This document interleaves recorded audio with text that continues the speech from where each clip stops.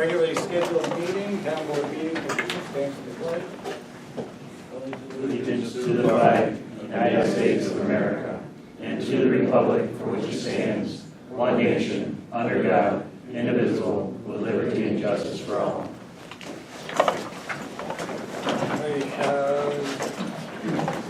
Make note that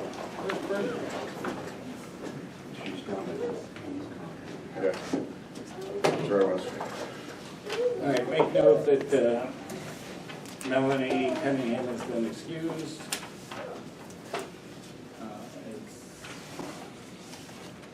We've also are going to make some changes on the public comment period guidelines. I had thought that a couple of months ago that we could be civil at these board meetings, but apparently not. So from now on, the public will be able to comment during the closing public comment section of the meeting or at any other such times as permitted at the discretion of the presiding officer. Speakers will be recognized by the presiding officer. Members of the public wishing to speak will be asked to stand at the podium. We would like your name and address. The public will be asked to limit their comments to 4 minutes and speak once per meeting. All remarks should be directed to the town board and not members of the public. Commonly accepted rules of courtesy, decorum, dignity, and civility should be observed. And members of the public are encouraged to address the town board by written communication or to make an appointment outside of the meeting time frame. If speakers wish to refer to written documents, please summarize the points and not read the document in its entirety. So we'll have there are copies of this over in either sign-in sheets if you would like to get one. So we have a 15-minute public comment period. As I said before, we're going to have a 4-minute period. Ask you to speak once per meeting. All remarks should be directed to the town and not members of the public. Commonly accepted rules of courtesy, decorum, and dignity and civility should be observed. Tony? Thank you. Tony Zappia, on River Road, Messina. Frank, I have a question for you with respect to that position. If you do rewrite that and do a permit, basically a permit for that driver position, you can hire them with a permit? Yes. Will you then change the salary requirements or the hourly rate of pay and then bump it up once they get the permit? The new hire already comes in at $3 less an hour. He already starts out on the lower rate. Probably wouldn't adjust it. So it wouldn't adjust? No. Okay. Final question. Thanks. Yes, sir.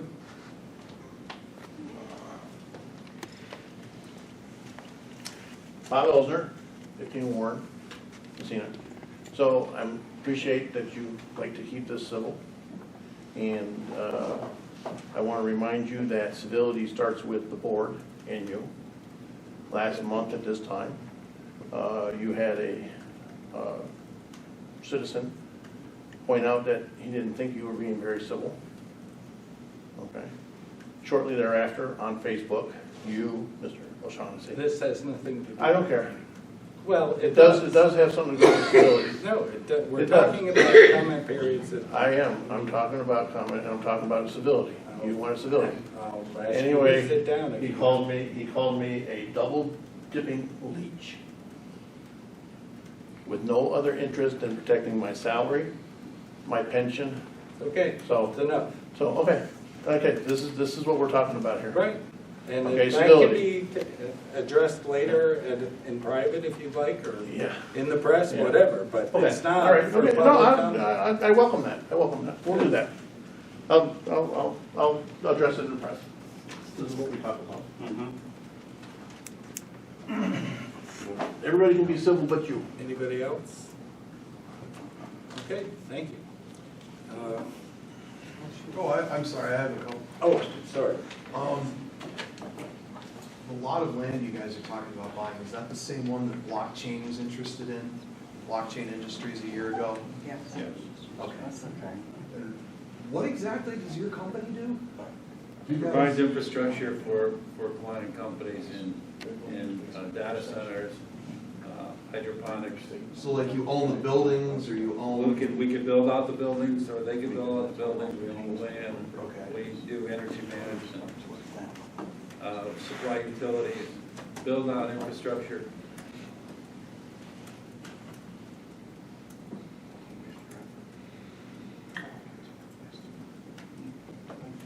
So like for the data centers and the greenhouses, like would you actually own the computers in the data centers and the computers used for, you would just lease them? Infrastructure, right. Okay. Building They would lease for the, okay. Excuse me, That's all I wanted to know. Thank you.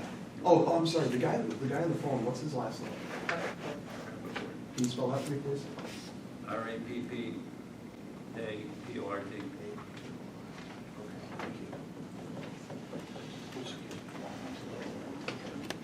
That's all I got, thanks. Bob? Good. Alrighty, I'd like. Excuse me, Mr. Supervisor, Motion. before you make your motion. Good evening. My name is David Roma. I live in Chase Street here in the village of Messina. A couple of months ago, I came to the, well, 5 of you, plus Frank, you the counselor, telling you about a dumpster fire. Tonight, I hear words of encouragement of civility, of decorum. As others have said, the civility and decorum should start with the people sitting behind this desk. And that's all of you. Many This is what we're talking Mr. about. Supervisor, do you No, mind? where I'm not putting up with it. We have had to Then I'll deal get- with then I'll this get- for then I'll- several months, and we're not. Then I'll get doing right to my anything. questions, Mr. No Supervisor. questions. No That's it. questions at all. Nope, Very good. Good. Then we'll take it up with the press. thank you. All right, I'd like a motion to go into executive session to discuss the sale of real property, because publicity would substantially affect the value thereof. So, for the record, I recuse myself. Okay, from second. the possibility of parole. Second. From my employer. Anybody further discussion? All those in favor? Aye. Aye. Opposed? Abstentions? Abstention. So carried. This is perfect. All righty.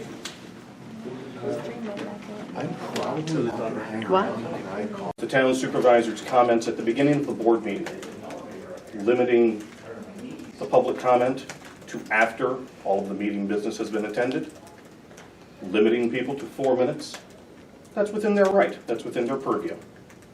However, shouting down the citizenry as they're trying to make their statement, simply because, at least to our impression, because Mr. O'Shaughnessy doesn't like what's about to be said, is wrong.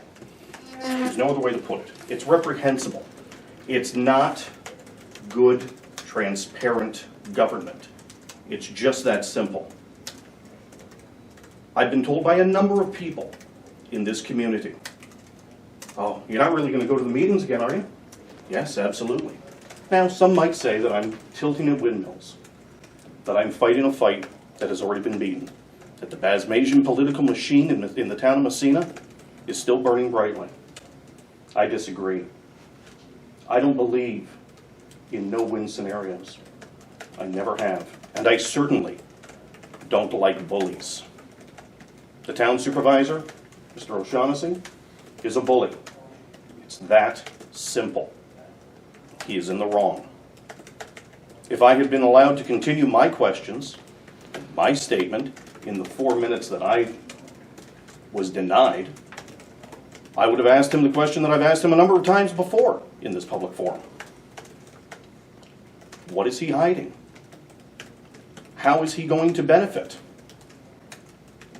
The moves that he made by, in his own words, packing the hospital board to get a result that he wanted have resulted in the fact that Krause has dropped out completely.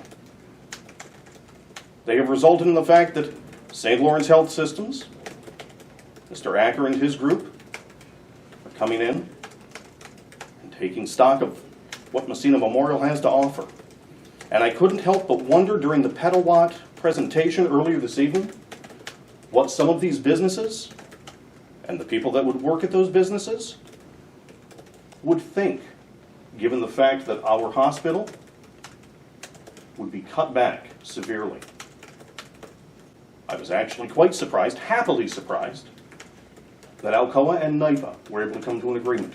Because as we all know, smelting aluminum's a damn dangerous business. And that hospital for decades was able to help keep those people safe. I'm hoping that they'll be able to for the next 7 years to come, and well past that. However, if Mr. O'Shaughnessy thinks that we are going away quietly, that we are forgetting, that we are simply shrugging this off, Mr. O'Shaughnessy and the rest of the board are sorely mistaken. You're past your 4 minutes.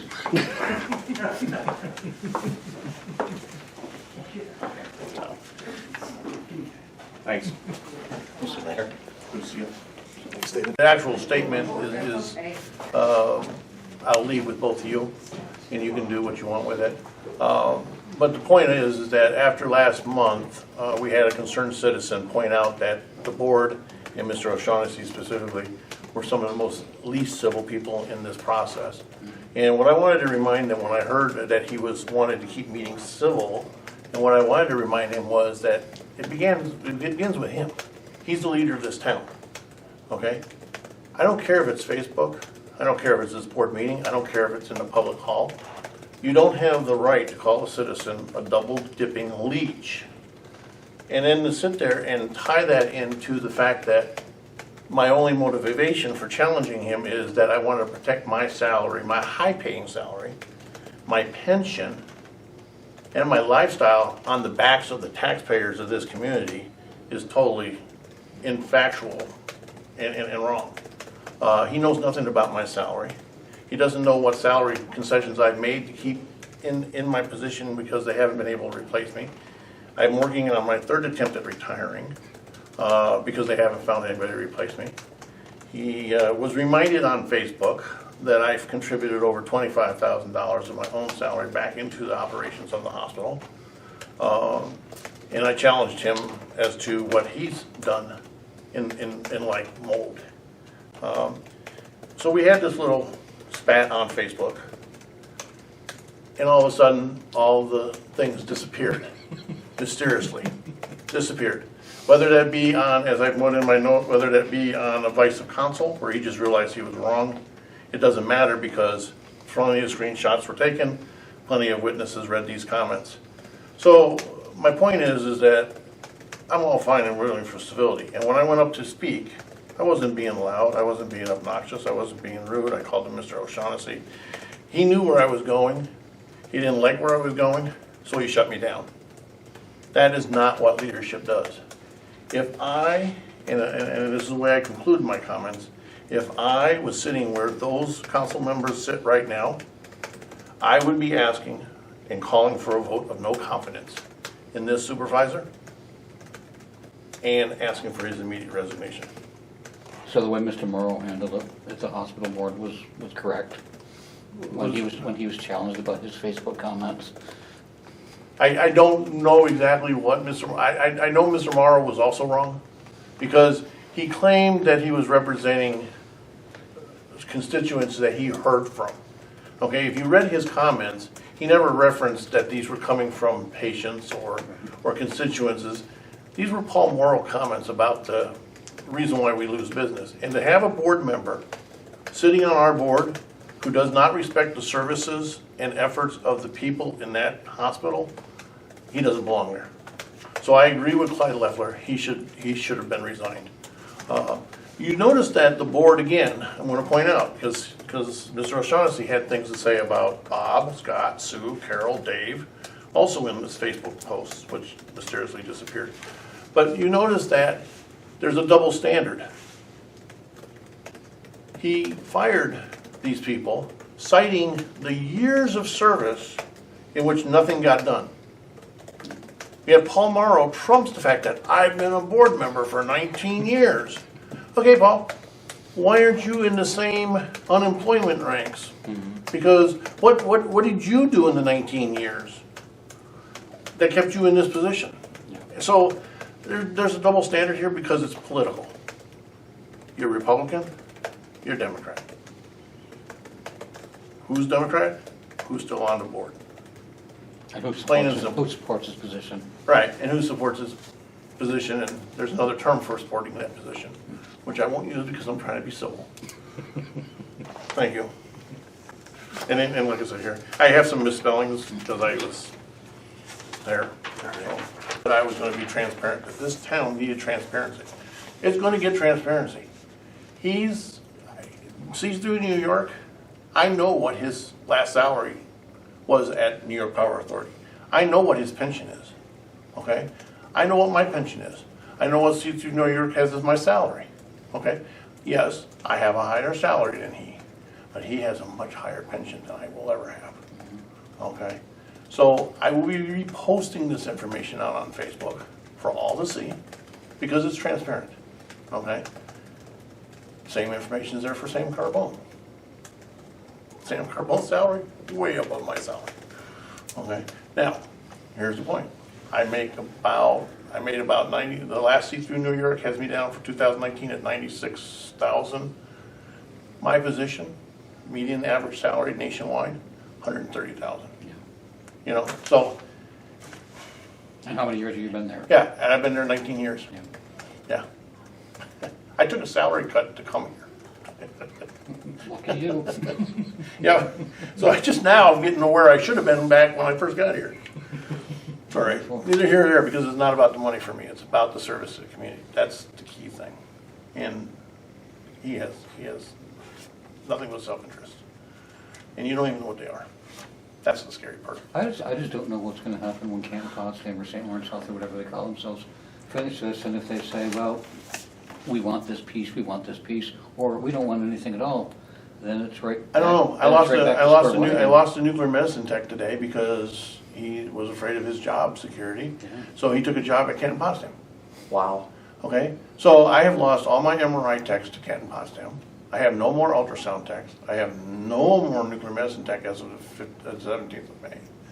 Okay, these are very, very hard positions to recruit, no matter, I don't care if you're a quality hospital, medical center, they have a hard time recruiting these positions because they're so highly technically skilled positions. They're highly skilled professionals. There's a lot of responsibility. It's very hard for this town to communicate, to attract that level of profession. So to sit there and have an atmosphere where these uncertainties are now back in, again, we were there, we saw light at the end of the tunnel, and now we've just thrown that all out the door, and we're starting over with all new uncertainties. Not fair to the employees. It's scaring the employees. The employees are jumping ship. I mean, I tried to retire since August of 17. I notified them in August of 16 that I wanted to retire in August of 17.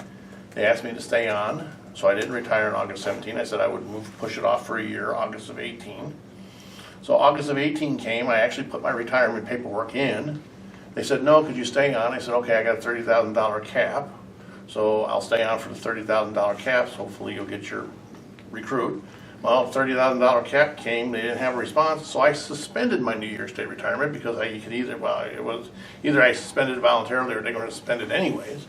So then I did that. So then, at the beginning of this year, I told them I was not going to New York State retirement kicked back in. I said I was not going to suspend it again.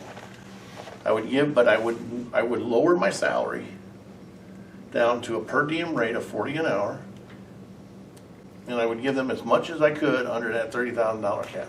Well, here it is May almost, and we're still no replacement for me. I just can't keep hanging on. I mean, I've put off family. I put off, relatives who need me or need to see me. I have relatives that have health issues. I need to get home. I need to see them.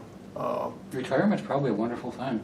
I don't know. I don't think I'm going to have. I don't know. We're not going to know what it is if I get town council now. So, a whole new plan. So thank you guys for doing this, and Thanks for Like I talking to said, us. no problem.